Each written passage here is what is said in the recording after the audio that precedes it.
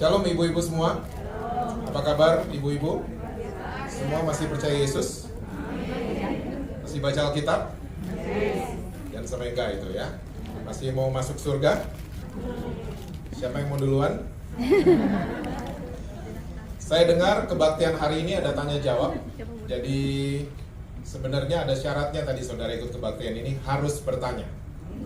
Ya, karena saya mahir sekali menjawab pertanyaan-pertanyaan yang gampang. So bertanyalah, jangan malu bertanya karena hanya lewat WhatsApp. Nanti saya akan mencoba menjawab dan biar Roh Kudus yang bikin sempurna semuanya. Oke? Nah, saya mau cerita dulu buat NDC Women.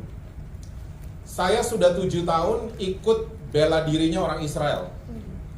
Namanya Kapap. Ya, Kapap itu sepupunya Krav Maga kalau ibu-ibu pernah dengar.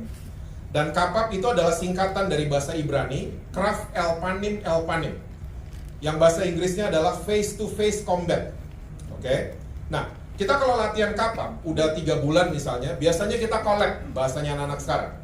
Kita panggil tuh kungfu, pencak silat, karate, taekwondo untuk latihan bareng, bukan untuk berantem. Dan setiap latihan bareng, kita selalu ngelihat pencak silat selalu unggul sama kita semua. Pencak silat. Dan kita mulai mikir, kok mereka selalu unggul sama kita? Padahal ini katanya dari Israel, ya. Katanya taekwondo begini, ya. Katanya karate begini. Kok kita semua kalah? Selalu kalah dengan pencak silat. Nah, ternyata kita temukan jawabannya. Pencak silat itu nggak banyak modifikasi. Tidak banyak kembangan-kembangan. Bela dirinya tuh basic banget. Pukul ke depan, nendang ke depan. That's it. Beda sama kungfu. Modifikasinya banyak. Sampai yang ikut kungfu suka nggak hafal jurusnya. Ya, jurus ayam mabok lah, jurus ketiban ember lah, macam-macam jurusnya. Terlalu banyak modifikasinya sampai akhirnya orang yang ikut kungfu seringkali ya dengan pencak silat mereka gampang jatuh. Nah, demikian pula sama orang-orang Kristen. Kita seringkali terlalu banyak modifikasi, akhirnya kita gampang jatuh loh. Kita lupa hal yang basic. Kita lupa hal yang sederhana, yang mendasar banget. Oke? Nah, oleh sebab itu, saya akan bacakan buat ibu-ibu semua, Matius 28, ayatnya yang ke-19 dan 20. Ini adalah basic tentang pengajaran atau pemuritan ya, discipleship. Karena nama gereja saudara tuh keren banget, ada discipleship-nya. Oke? Karena itu, pergilah jadikanlah semua bangsa muridku, dan baptislah mereka dalam nama Bapa dan Anak dan Roh Kudus. Ayat 20 ini keren banget. Dan ajarlah mereka, apa saudara? Melakukan segala sesuatu yang telah kuperintahkan kepadamu. Dan ketahuilah, aku menyertai kamu senantiasa sampai kepada akhir zaman. Ternyata the essence of discipleship, dasar daripada pemuritan adalah murid yang kita sedang muridkan harus sampai kepada level melakukan. Betul kan? Firman Tuhan yang ngomong seperti itu. Ya. Jadi kalau murid-murid kita cuma sampai pada level tahu dan mendengar saja, pemuritannya gagal. Karena pemuritan yang berhasil adalah kalau murid-murid kita, ya, anak-anak didik kita, anak-anak rohani kita, mereka sampai pada level melakukan. Nah, sadly speaking, yang berhasil melakukan ini adalah teroris. Gereja nggak berhasil. Teroris sampai melakukan. Mereka mau bunuh diri, ya. Mereka mau melakukan apa yang diajarkan buat mereka. Orang Kristen enggak. Kita cukup kadang-kadang duduk doang, yang penting absen kita, nama kita ada. Tapi kita untuk melakukan, kita pilih-pilih. Kok belaga lupa? Yang mengenakan buat saya akan lakukan. Yang tidak enak buat saya, tunggu dulu ya pastor. Karena ini merugikan saya. Saya melakukan yang enak-enak aja buat saya. Ya, yang menyenangkan pokoknya buat hati saya. Tapi kalau udah nggak enak, tunggu dulu deh. Nah, sekali lagi, pemuritan yang berhasil adalah sampai level melakukan. Kita nggak akan bahas itu. Ya. Nah, yang mesti dilakukan, kata Tuhan Yesus, segala sesuatu yang telah kuperintahkan kepadamu. Oke? Jadi semua perintahnya Tuhan itu harus diajarkan di gereja, di core, ya, di kumpulan-kumpulan kita, di acara pemuritan, semua yang diperintahkan Tuhan mesti diajarkan. Nah sekarang, perintahnya Tuhan buat ciptaannya di Alkitab saudara dan saya cuma ada 3. Yang pertama Ulangan 6, yang kedua Yohanes 15, perintah untuk saling mengasihi, dan yang ketiga ini yang sedang kita baca, perintah untuk memberitakan Injil. Oke? Nah, perintah yang pertama kali Tuhan perintahkan buat umat manusia itu ada di Ulangan 6. Oke, karena Yesus bilang kan, yang mesti diajarkan adalah segala sesuatu yang telah kuperintahkan kepadamu. Coba lihat sama-sama Ulangan 6 ayat 5 sampai 7. Ulangan 6 ayat 5, 6 dan 7. Ulangan pasalnya yang ke-6 ayat 5, 6 dan 7. Alkitab bilang ini, kasihilah Tuhan Allahmu dengan segenap hatimu dan dengan segenap jiwamu dan dengan segenap kekuatanmu. Apa yang kuperintahkan kepadamu pada hari ini haruslah engkau perhatikan. So ini perintahnya Tuhan ya. Jelas kan firman Tuhan ngomongnya seperti itu. Haruslah engkau mengajarkannya berulang-ulang kepada siapa saudara? Anak-anakmu, dan membicarakannya apabila engkau duduk di rumahmu, apabila engkau sedang dalam perjalanan, apabila engkau berbaring, dan apabila engkau bangun. Ternyata perintah dari Tuhan buat ciptaannya yang pertama adalah ini. Ulangan 6. Oke. Tuhan perintahkan harus mengasihi Tuhan dengan segenap hati, jiwa, dan kekuatan. Dan ajarkanlah berulang-ulang kepada anak-anakmu, ya, waktu kamu lagi di rumah, waktu kamu lagi berbaring, lagi bangun, ya, lagi duduk, dan lagi traveling, gitu kan? Lagi jalan-jalan, mesti kayak begini, mesti ajarin berulang-ulang. Nah pertanyaannya, Tuhan perintahin ini sebenarnya buat siapa? Boleh dengar jawabannya? Kita sendiri. Tuhan perintahin ini kan kita bilangnya nih, Tuhan perintah buat ciptaannya, buat orang Israel. Tapi spesifik Tuhan perintahkan ini buat siapa coba? Tuhan perintahin ini sebenarnya buat kaum ayah. Betul apa betul? Ayah-ayah kan yang diperintahin. Karena mereka mesti ngajarin anak-anak mereka berulang-ulang di rumah mereka, waktu mereka lagi duduk, ya, lagi bangun, lagi tidur, dan lagi jalan-jalan, lagi traveling. Jadi pertama kali yang diperintahin sama Tuhan adalah fathers. Oke? Pertanyaannya, saudara pernah ketemu kaum ayah seperti ini di muka bumi ini? Suami saudara deh, saya janji gak akan ngomong ke suami saudara. Pernah ada kaum ayah yang gini sama anak-anaknya? Yang ngajarin anaknya untuk cinta sama Tuhan. Dia lagi tidur, lagi traveling, anak-anaknya di WhatsApp selalu, kamu mengasihi Tuhan ya, kamu ini ya, Hah? Baru bangun, nak, bangunin anaknya gitu, nak, mengasihi Tuhan ya, nak, yuk sekolah yuk. Ada bapak kayak gini di dunia? Nggak ada. Yang kita ketemu sebaliknya. Yang kita ketemu adalah bapak-bapak geblek. Yang kita ketemu sama anak-anaknya. Ini yang kita ketemu.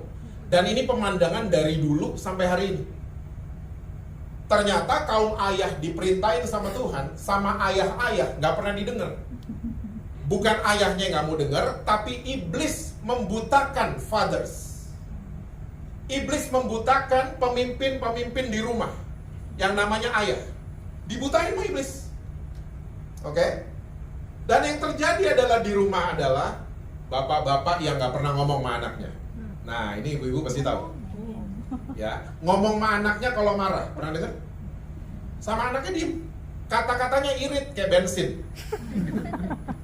Anaknya bikin salah, baru dia marah, ngegas lagi suaranya. Kamu ya. Tapi kalau anaknya lagi berprestasi, juara kelas, dipuji aja nggak pernah. Tapi kalau bikin salah, baru ditegur. Ada bapak-bapak kayak gini, banyak loh. Terus apa lagi? Ada bapak-bapak ya yang kalau diajak ngomong selalu nggak pernah jawab. Nah dengar? Mulai ada yang ngomong betul. Pak makan yuk. Pak pergi dulu ya. Halo Pak, udah pulang? Gak pernah ngomong di rumah. Gak pernah ngomong. Terus, apa lagi? Banyak bapak-bapak yang gak disiplin sama anak-anaknya di rumah. Disiplin tuh bukan harus bangun pagi, push up, gak gitu-gitu loh. Disiplin adalah agreement kedua belah pihak. Orang tua sama anak-anak. Saya ulang ya. Disiplin adalah agreement, persetujuan kedua belah pihak antara orang tua sama anak-anak. Kalau salah satu nggak setuju, yang seringkali anak-anak, itu namanya otoriter. Oke? Jadi anak-anak nih misalnya, di sekolah dia nggak perform, terus di rumah kerjanya main PlayStation 4. Ya, papanya datang. Nah, kalau minggu depan nilaimu jelek, setuju nggak PlayStation-nya papa ambil? Anaknya bilang ini, oke Dad, aku setuju. Minggu depannya tiba-tiba nilainya jelek beneran. Oke, papanya datengin. Nah, setuju kan minggu lalu kalau nilai kamu di bawah 6, papa ambil ya PlayStation-nya. Disiplin tuh kayak gitu. Disiplin kedua belah pihak setuju. Karena apa? Papanya terlebih dahulu udah sering ngomong sama anak-anak di rumah. Kata-katanya gak pernah irit. Oke? Nah, seringkali tapi yang kita temukan adalah ayah-ayah otoriter. Karena mungkin ada pressure di kerjaan, ya, ada pressure di tempat kerja, ya, ada pressure di tokonya, di restorannya, dan lain sebagainya. Sampai rumah yang jadi sansak itu anak-anak. Ya, kita luapin emosi ke anak-anak. Yang ada gini-ginian kan. Oke? Terus, apa lagi? Ada bapak-bapak yang absen. Ya, ninggalin istrinya. Oke? Lalu istrinya jadi single mother. Pernah dengar gini-ginian? Ibu-ibu kayaknya nggak tahu apa-apa deh tadi ya. Hah? Jadi single mom. Oke? Dan jadi single mom tuh nggak gampang. Gak gampang banget, ya. Saking gak gampangnya, dia stres kan. Anaknya yang kena. Hah? Setan kamu. Kamu ngerti mama gak? Anak pria. Dia menanjak dewasa kan. Dia keluar rumah, ketemu sama lawan jenis. In the back of his head akan ngomong gini, nih perempuan nanti gak jauh beda sama emak gue. Akhirnya dia pindah ke sejenis. Awalnya dari mana? Fatherless. Dia jadi gay. 95% gay dan lesbian di muka bumi karena fatherless. Catat baik-baik. 5% karena salah pergaulan. 95% karena ketiadaan ayah di rumah. Lesbian juga sama. Papanya sampai merkosa nih anak perempuan. Gak pernah denger juga ya? Saudara mesti sering ngopi kayaknya sama saya. Saya kasih banyak info nanti. Anak perempuannya dipukul lah, ya. Istrinya dipukul depan anak perempuannya, segala macam. Bapak di dunia kayak gini kelakuannya. Ini perempuan keluar rumah, ketemu cowok, dia akan mikir gini, sama nanti kayak bokap gua. Mendingan saya sama sejenis, lebih aman. Jadi ternyata gay, lesbian itu karena apa? Fatherless. Ketiadaan ayah di rumah. Ayahnya ada tapi absen. Ya, gak berfungsi.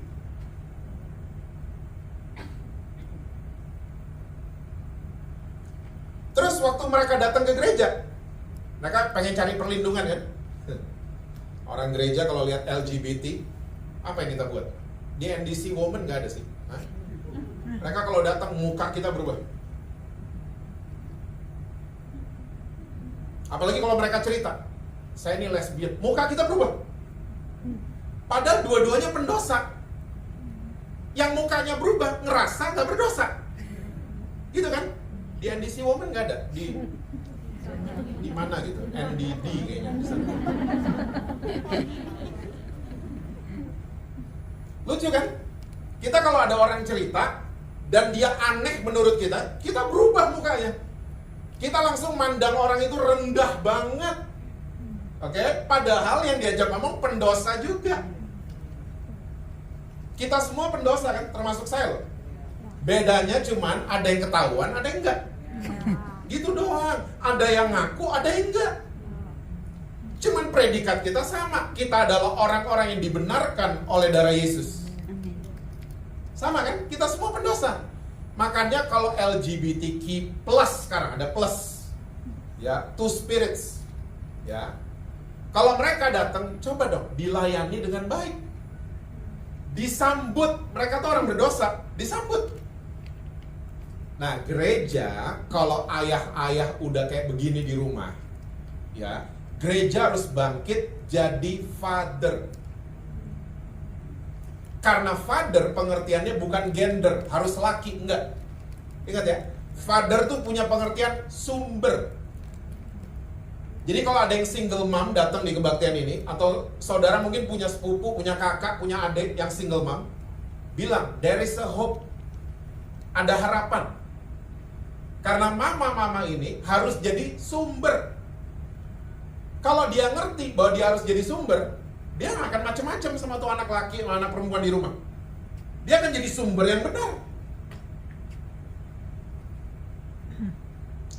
Maleakhi 4 ayat 5 dan 6. Coba lihat. Maleakhi 4. Ini judul perikop di atasnya Hari Tuhan. Ayat 5 dan 6. Dan ini adalah kalimat terakhir dari mulut Tuhan sebelum dia menutup perjanjian lama, gitu kan?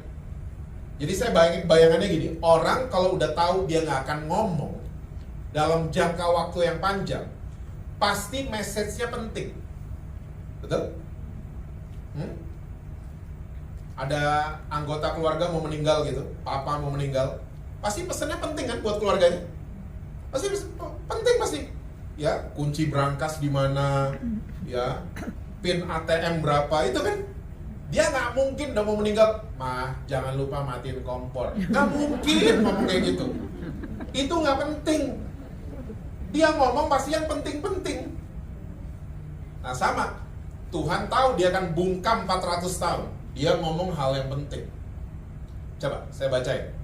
Sesungguhnya aku akan mengutus Nabi Elia kepadamu menjelang datangnya hari Tuhan yang besar dan dahsyat itu.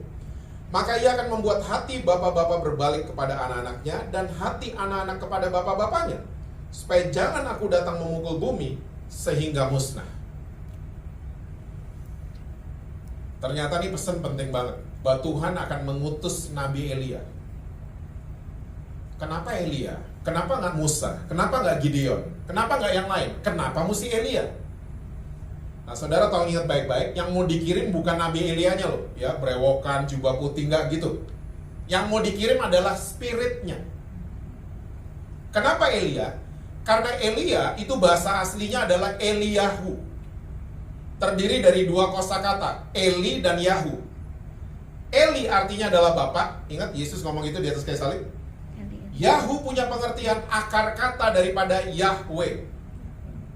Jadi pengertian kata Elia adalah Jehovah is my father. Jadi ternyata spirit seperti ini Tuhan mau curahkan. Untuk apa? Untuk membuat hati bapak berbalik kepada anak dan hati anak-anak kepada bapak-bapak mereka. Dan pemulihan terjadi supaya Tuhan jangan datang memukul bumi sehingga musnah. Saudara pengen lihat dong, anak-anak pulih sama bapak, sama suami saudara maksudnya, dan suami saudara pulih sama anak-anak kita. Pengen dong kita lihat gituan. Kita nggak pengen lihat mereka terus bertikai, anak-anak keluar rumah, bikin ini, itu, dan lain sebagainya. Nah masalahnya nih, kita orang Kristen, seringkali yang kita serang tuh akibat. Ya, LGBT itu akibat. Sebabnya kenapa? Fatherless. Seharusnya yang mesti dibenahin adalah sebabnya, bukan akibatnya. Karena LGBTQ+ itu udah akibat. Penyebabnya adalah fatherless. Kita suka error sebab akibat kita kan? Halo? Coba, Yesus datang ke dunia, dia ingin memulihkan rencana awal kan? Kejadian 1 itu rencana awal. Ayat 26 sampai 28 tuh jelas banget. Bahwa Tuhan menciptakan manusia menurut gambar dan rupanya dia. Jadi ini tujuan Tuhan menciptakan saudara dan saya untuk kita jadi serupa dengan Kristus. Betul? Ini sebab kan? Akibatnya apa? Kita punya otoritas, berkuasa atas bumi. Nah, hari ini orang kebalik. Yang mau dikejar otoritas, posisi, kedudukan. Itu yang kita mau kejar. Kita lupa harus serupa dengan Kristus. Makanya orang di gereja yang punya posisi, punya kedudukan, tapi tidak serupa dengan Kristus, berbahaya. Karena apa? Sebab akibat kita error. Terus ayat 28, Allah memberkati mereka. Masih ingat kan ayat itu? Ya. Wow, ternyata Adam dan Hawa diberkati saat mereka nggak ngerti pelayanan itu apa. Mereka nggak ngerti gedung gereja apa. Mereka nggak ngerti perpuluhan. Mereka nggak ngerti apa-apa. Tapi udah diberkati duluan. Orang Kristen hari ini yang sebab akibatnya error, beda kan? Berkat tuh akibat. Enggak, berkat tuh sebab. Kita ngomongnya gini mana anak? Pelayanan nanti diberkati. Lah, berkat kita posisikan jadi akibat. Enggak, berkat tuh sebab. Amin. Saudara sadar, saudara masih ada nafas di hidung, ya, survive 2 years of pandemic, masih hidup ya sekarang. Itu berkat Tuhan loh. Jadi berkat Tuhan tuh bukan materi, uang, bukan. Yesus gak punya uang, makanya jangan minta uang sama Yesus. Lumayan yang amin 3. Yesus gak punya uang, makanya Yesus bandingin dirinya sama uang. Yesus bandingin dirinya bukan sama NDC Woman, bukan. Yesus bandingin dirinya bukan sama Hotman Paris. Yesus bandingin dirinya cuma sama uang. Karena dia tahu kalau salah positioning bahaya banget.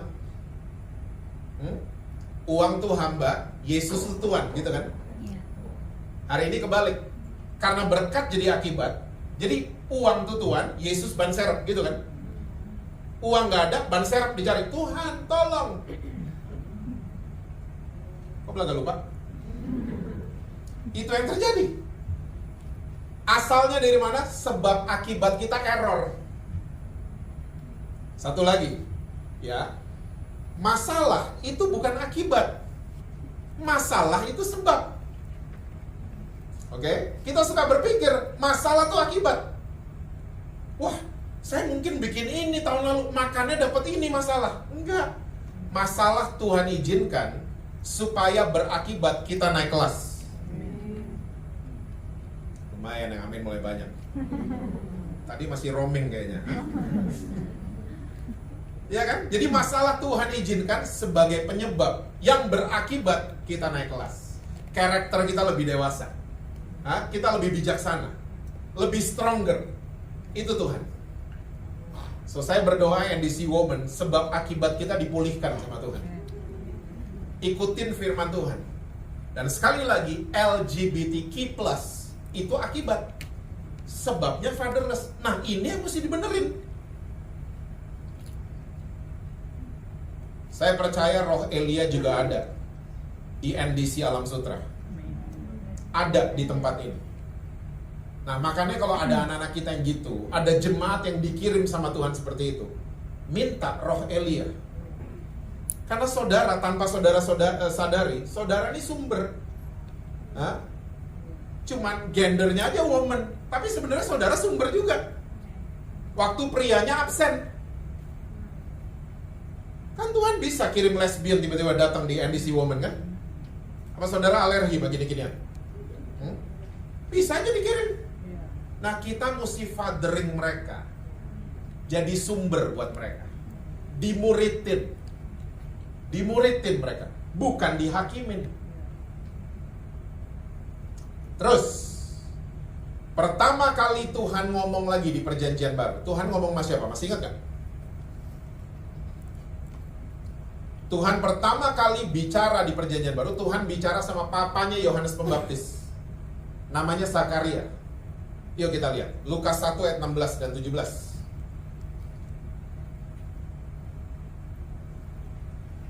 Lukas 1 ayat 16 dan 17.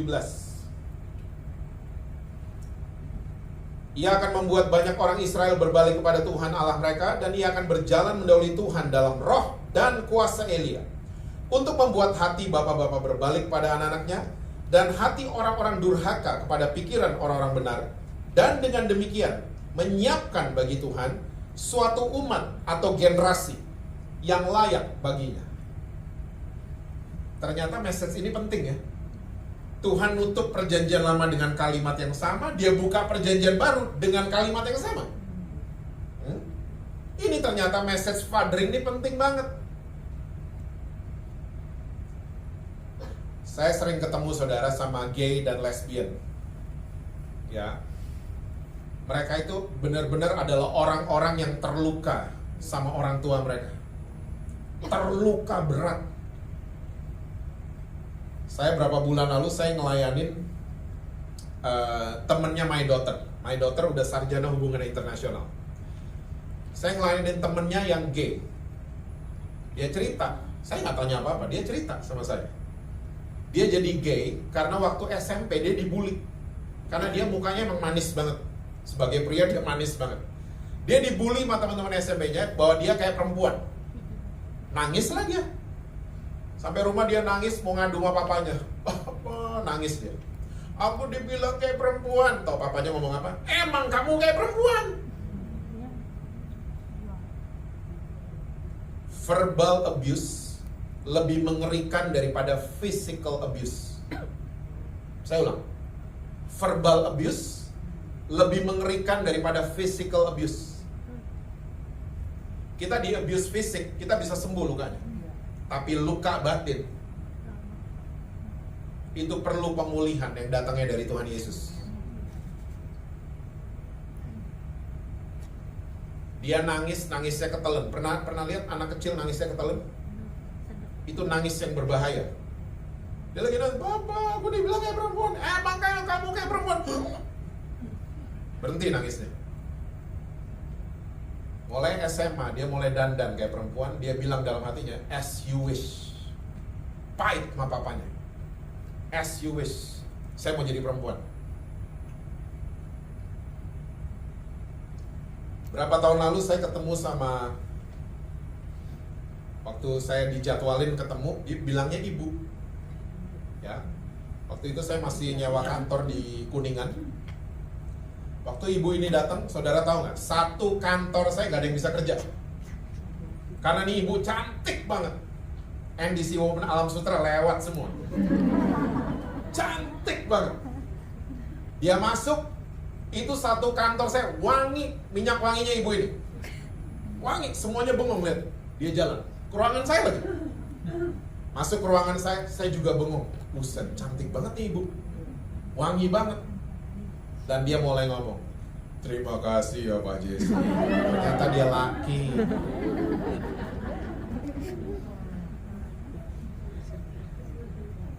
"Terima kasih mau terima saya." Berat lagi suara. Singkat cerita, dia ternyata udah DP, down payment rumah sakit di Jerman untuk operasi ganti kelamin. Udah DP, belum dioperasi. Dia ngomong, sama ternyata. Ya, pahit sama papanya. Karena papanya gak expect keluar anak laki.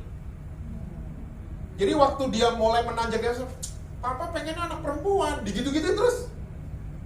Verbal abuse lebih mengerikan daripada physical abuse.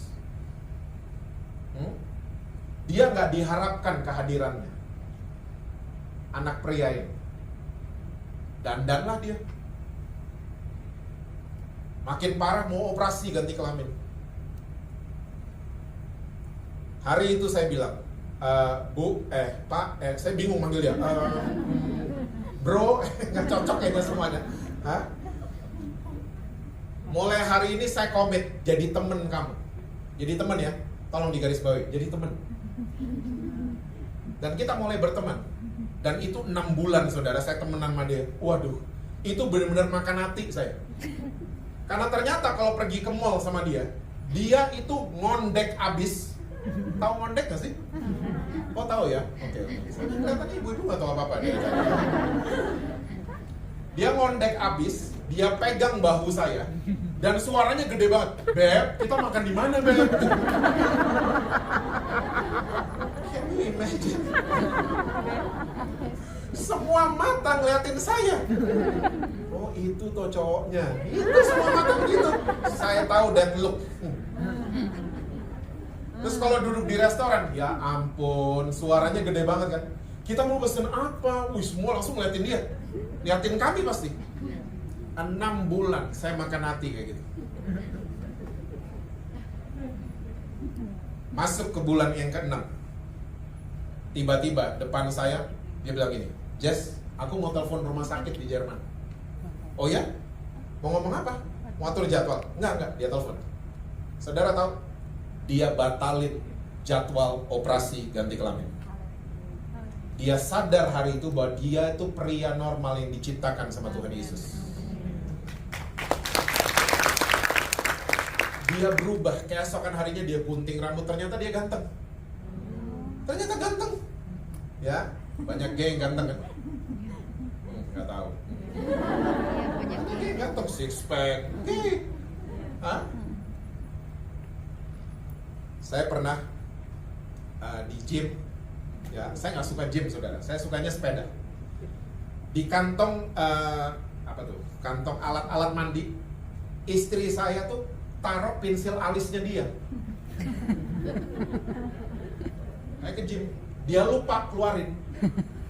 Nah saya di gym, lagi di kamar ganti gitu, saya buka kotak mandi alat-alat, jatuh lah tuh pensil alis.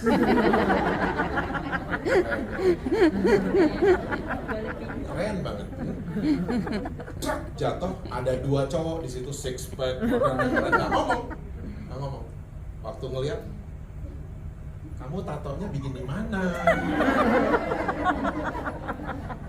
Langsung berubah jadi makhluk halus. Gara-gara ngeliat itu ada pensil alis jatuh. Sampai di rumah saya, Hani, kenapa? Why?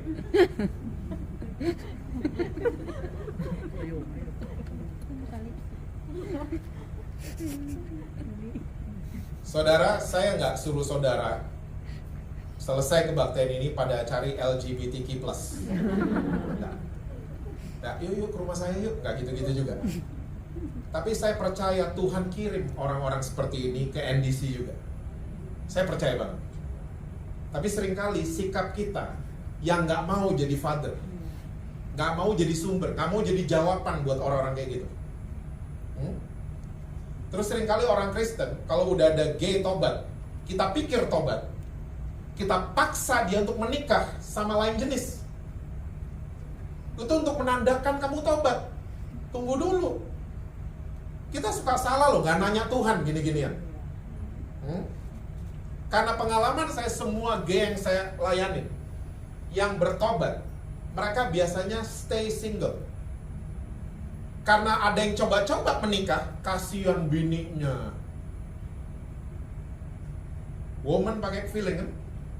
Istrinya berasa dia nggak sayang sama saya. Istrinya berasa. Karena gay, lesbian, kalau mereka udah tobat, ya, mereka masuk mall, gay nih tobat, masuk mall, ada cowok cewek jalan, matanya tetap ke cowok duluan. Terus kita paksa, dia suruh menikah sama lawan jenis. Come on. Kecuali Tuhan pulihkan dia benar-benar. Jadi saya suka bilang sama teman-teman gay sama lesbian, kita sama kok. Ya. Saya sama, saya katanya normal kan? Saudara percaya saya normal? Kan nggak percaya gitu? Please dong. Saya dibilang pria normal, tapi kalau saya masuk mall, ya, ada wanita cantik kayak tadi yang ke kantor saya tetap noleh ke dia. Betul gak sih? Saudara, kalau ada cowok ganteng gimana? Noleh apa? Tuhan, jangan.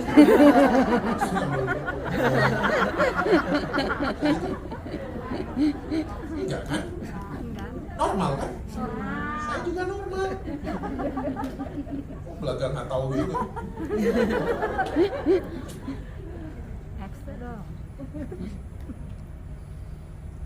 Di saat kita noleh dan kita mulai muji itu cewek cantik, itu cowok ganteng, di situ kan kita sebagai yang katanya normal, kita harus memilih kan, bahwa pikiran kita mesti disetting. Saya mau setia sama suami, saya mau setia sama istri, gitu kan? Ya.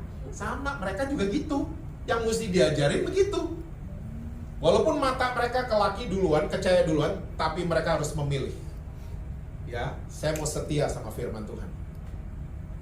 Untuk mereka menikah malah jenis entar dulu. Itu perjalanan panjang lagi. That's another game. Saya udah ngelihat rumah tangga berantakan karena nih pria atau nih wanita maksa nikah sama lawan jenis. Dan waktu ditanya, kenapa sih sampai nikah? Disuruh sama pendeta biar kelihatan bertobat. Come on. Kita maksa mereka untuk bikin hal yang mereka sebenarnya nggak di situ. Bahaya. Kasihan istrinya, kasihan suaminya. Apalagi kalau sampai punya anak. Ya ampun. Hah? Saya lagi nanganin orang-orang kayak begini. Udah punya anak loh. Gimana coba anak-anaknya? Gereja mesti bangkit jadi father, termasuk NDC Women. Jangan terus nyerang akibatnya. Karena kita terus nyerang akibat, kita hakimin mereka makin maju loh. Nyadar di Amerika? Dulu kan parents kan ayah, mom and dad. Di Amerika udah berubah, di Eropa udah berubah. Orang tua sekarang namanya parent 1 and parent 2. Bisa diisi dua-duanya. Satu bisa John sama Budi, bisa. Satu bisa Susi sama Nancy, bisa.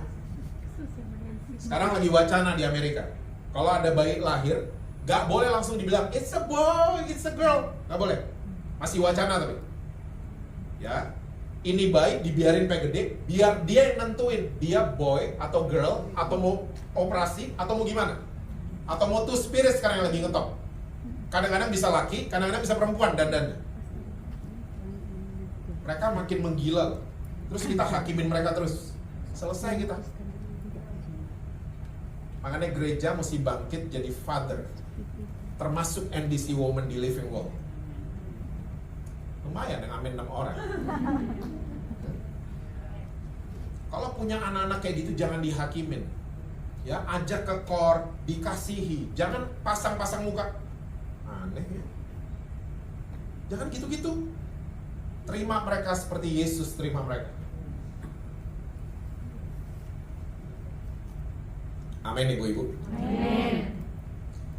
Saudara mesti sadar, kasus gereja hari ini udah ada di Alkitab. Di Korintus. Yuk lihat, 1 Korintus 4 ayat 15. 1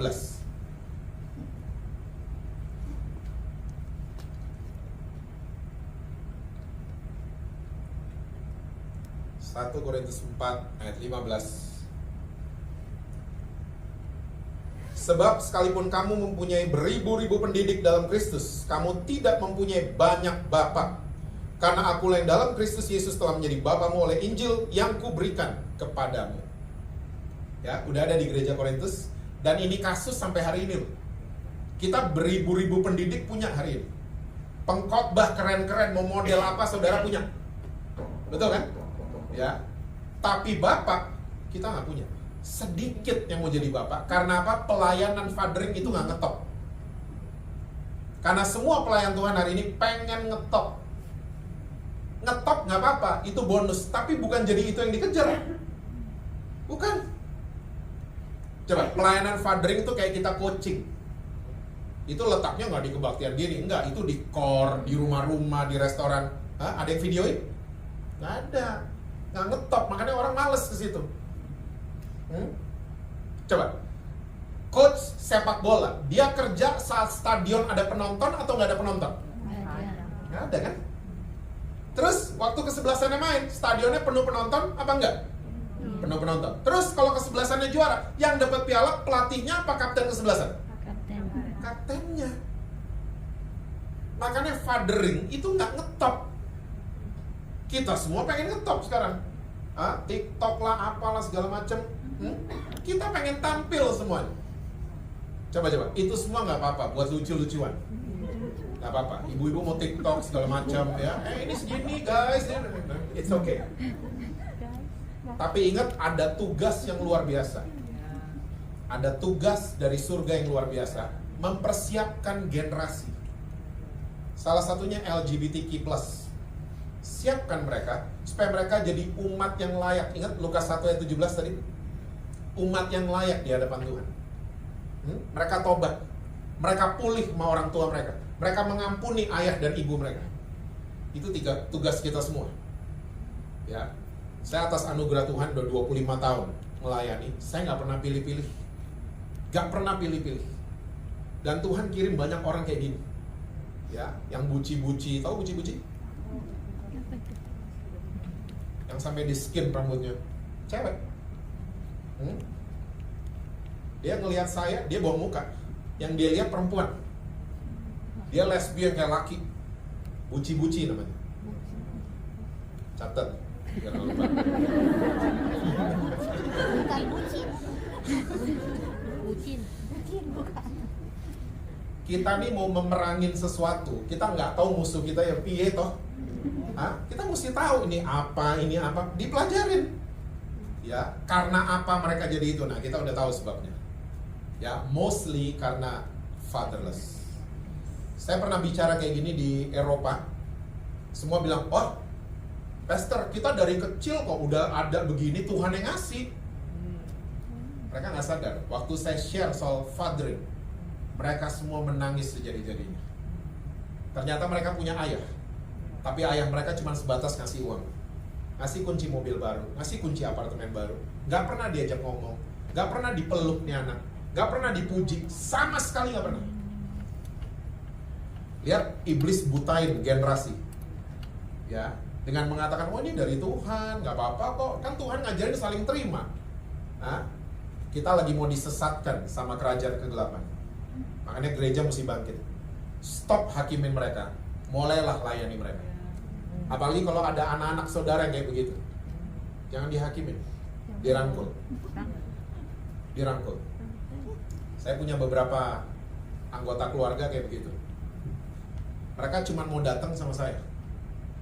Saya tahu kalau layani mereka itu harus jangan sendiri, apalagi yang gay.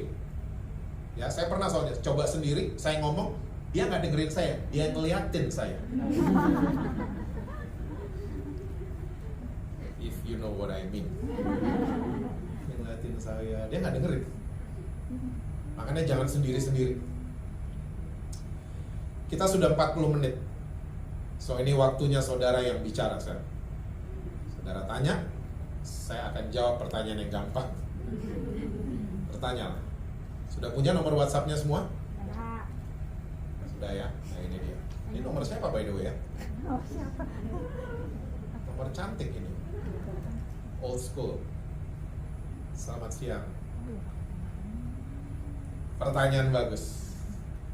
Pertanyaan sangat bagus. Jawabannya adalah tergantung pastor saudara. Kalau saya pastornya, saya kasih kesempatan. Kalau saya kasih kesempatan. Dan ingat tadi ada disiplin. Ingat?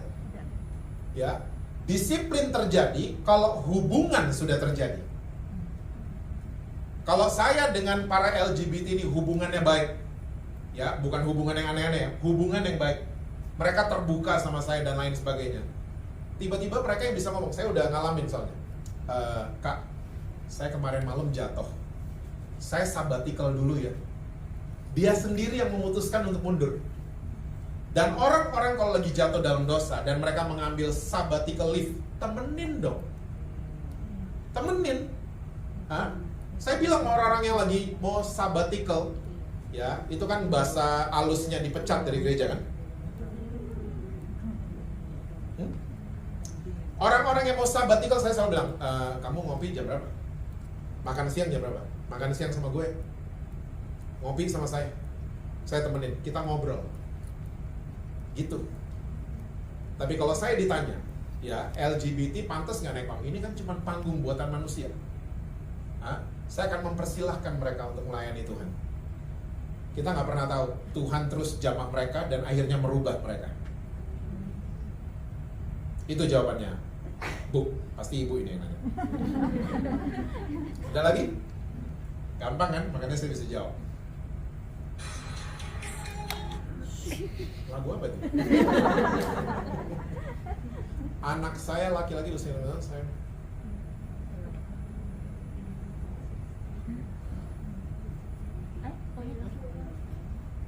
Oke, jadi yang tadi dulu, yang bagian duanya.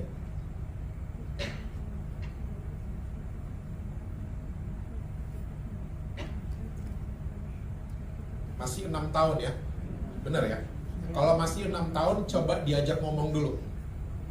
Diajak ngomong bahwa, nak, mama tahu ginian. What is happening? Tanya baik-baik, jangan ngegas. Tanya baik-baik. Kalau kita ngegas, dia kabur, percayalah. Mungkin fisiknya ada di rumah, tapi dia nggak akan ngomong lagi sama orang tua. Oke? So, tanya baik-baik, minta tuntunan Roh Kudus. Karena dia masih di bawah umur. Ya, untuk siapapun ini yang bertanya, dia masih di bawah umur, tanya baik-baik, dudukin dia baik-baik. Ya. Dan jangan pernah pointing finger.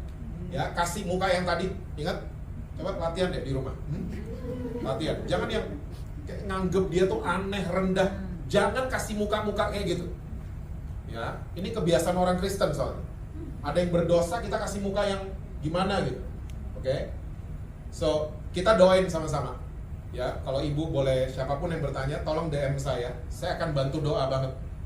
Ya, karena ini anak masih 6 tahun, kita perlu save dia rame-rame.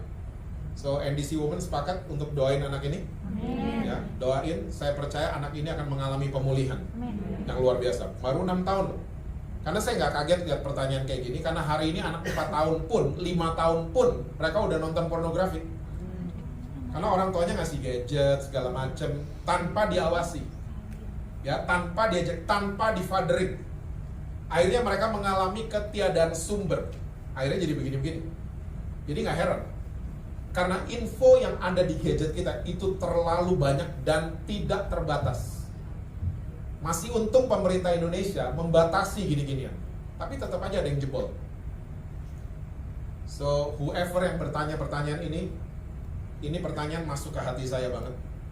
Ya, please DM me. Ya, di Instagram atau di mana gitu. Ya, saya akan bantu doain setiap hari. Mulai daripada hari ini. Oke? Pertanyaan berikut. Saya memiliki teman, dia dari kecil kehilangan sosok ayah, kemudian dia mulai tertarik dengan sama jenis, dan dari kecil hingga saat ini dia berperan sebagai, dia lakinya.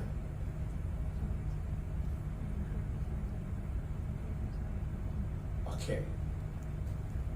Jangan terima dia, jawabannya, jangan terima dia sebagai perempuan.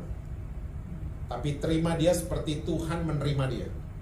Kalau dia bilang dirinya dia buci-buci, dia laki, dan terima aja dulu. Ada pepatah di Amerika ngomongnya gini, fake it until you make it. Oke? Kita kayak ini aja dulu. Ya, kita kayak iya-iyain dia aja dulu. Dia ngaku dia laki segala macam, iya-iyain dulu. Terima aja dulu. Nanti biar Tuhan yang mengubah dia. Asal dia bisa lihat ada kasihnya Tuhan Yesus lewat kehidupan kita, lewat perkataan kita, dan perbuatan dan keputusan yang kita ambil. Oke? So, jangan pernah orang-orang kayak gini, lo kan perempuan, jangan digitu-gituin. Ya, ada laki yang dandan, lo kan cowok, gitu. Kok gini-gini dandannya, jangan gitu-gitu. Saya udah ngalamin bersama dengan anggota keluarga saya yang ada seperti ini. Ya, tiba-tiba dandan aja gitu. Ya, ingat kalau jalan ke mall sama mereka, ya, mereka ini ya udah ladenin aja. Yang penting kita tahu diri kita siapa. Kita seringkali takut dengan apa kata orang. Ya kan? Wih, Pastor JC, digandeng-gandeng sama itu loh. Hah? Dandannya doang kayak perempuan, ternyata bukan perempuan. Saya udah lewat masa-masa seperti itu. yang saya lihat adalah pemulihan dari Tuhan Yesus itu banyak terjadi. Ya, waktu kita mengambil keputusan mau seperti serupa dengan Kristus. Ya, itu dia jawabannya. Next. Ada lagi? Kalau papanya udah kurang kasih sayang dari papanya, maksudnya siapa nih? Dan sekarang ke anak juga kaku, bagaimana sebagai istri nih? Oke, ini yang bertanya bete ya, butuh tati tayang.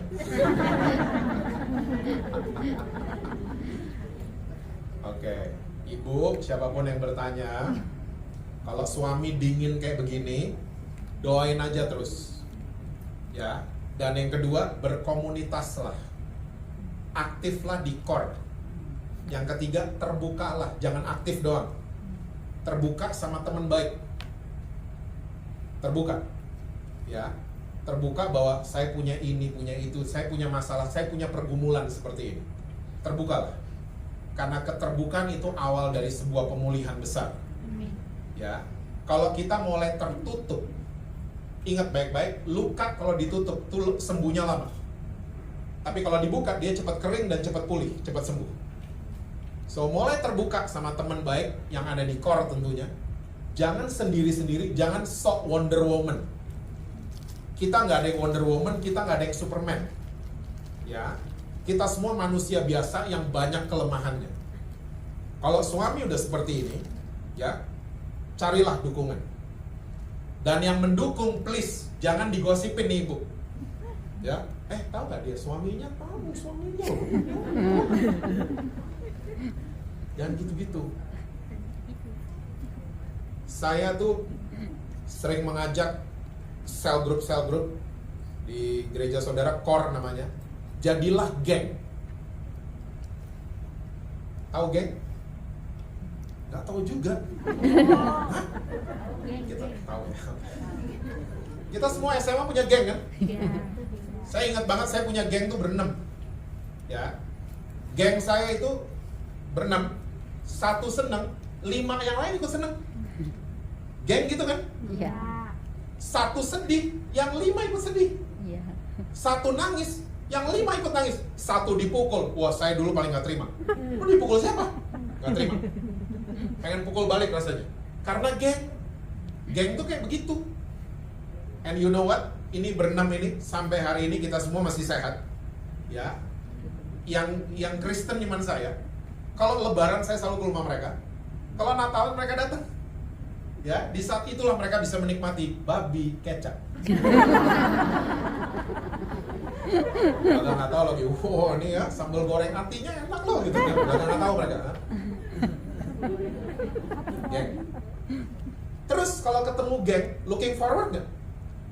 Saya kalau 5 ini ngajak ketemu di grup ngomong, tanggal ini ketemu yuk. Wih, semua kalau perlu digeser. Karena mau ketemu geng. Coba. Core kita gitu nggak ya? Saudara bisa jawab masing-masing. Kayak geng nggak? Atau waktu ketemu tuh terpaksa? Atau dipaksa?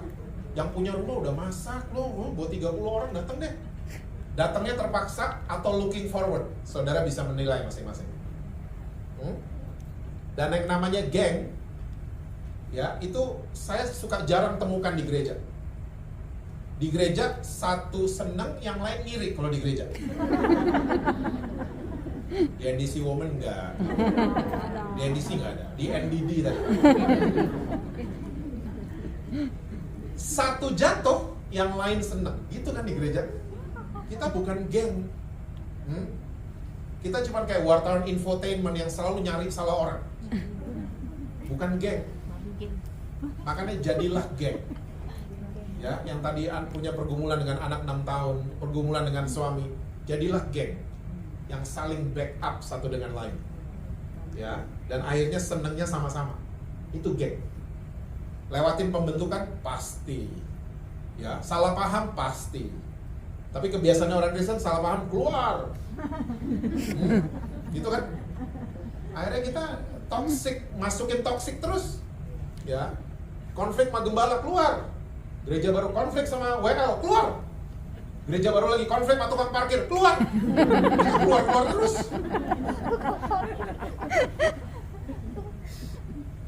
Ya. Jadi geng ya.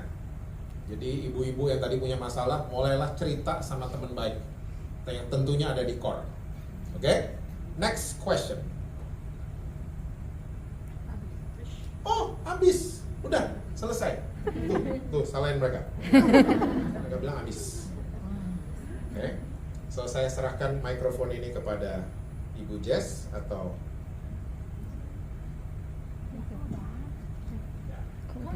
Tuhan berkati saudara-saudara semua. See you again soon. Shalom. Shalom.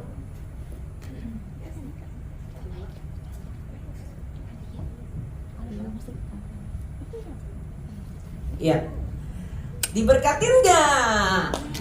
Kita beri tepuk tangan yuk sekali lagi. Ya, nanti kalau masih ada yang mau bertanya, langsung aja. Pak Jesse selalu bersedia menjawab apapun, terutama masalah yang gaige. Dari kemarin saya sangat diberkati. Saya sangat sadar bahwa hidup ini memang kita harus saling memperhatikan, saling mendukung. Jangan mendukung dengan orang yang enak saja. Jangan mendukung dengan asumsi kita saja. Saya banyak diajar, ternyata banyak di ini juga sih Pak. Memang paling sulit untuk berteman atau orang-orang seperti ini. Saya pernah menolak karena memang sulit banget bagi saya. Tapi kita mesti belajar yuk. Kita jangan menghakimi orang dari depannya saja, ya. Karena kita pandai sekali untuk menilai seseorang dari luarnya saja. Kita tidak pandai untuk menerima seseorang. Sehingga sesungguhnya kita juga menjadi sebab mereka menjadi jauh karena kita sering tidak mau menerima mereka. Biarlah firman Tuhan hari ini menyadarkan kita. Kita harus menerima mereka apapun adanya. Penerimaan itu sangat penting banget. Kemarin pun saya banyak belajar tentang penerimaan. Ternyata ketika kita bisa menerima seorang apapun keadaannya, itu bisa mengubah dia loh. Ya. Thank you banget Pak Jesse untuk firmannya hari ini, untuk jawaban-jawaban yang luar biasa, yang sangat tajam banget. Kita semua sangat diberkati. Atas nama NDC Woman, kami mengucapkan banyak terima kasih. Yuk sebelum kita mengakhiri